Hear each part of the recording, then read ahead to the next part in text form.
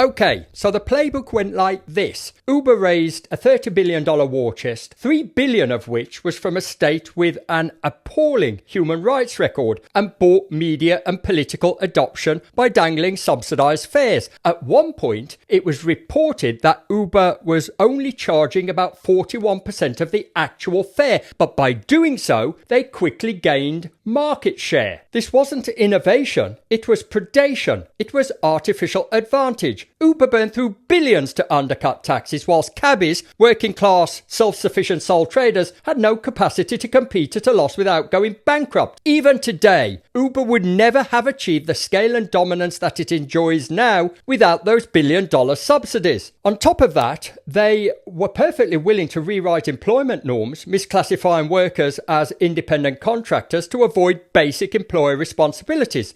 But, what agitated me the most was the cheerleading. Editors like Christian May at CityAM and Asa Bennett at the Telegraph revelled in presenting this as a fair, legitimate contest when it was anything but.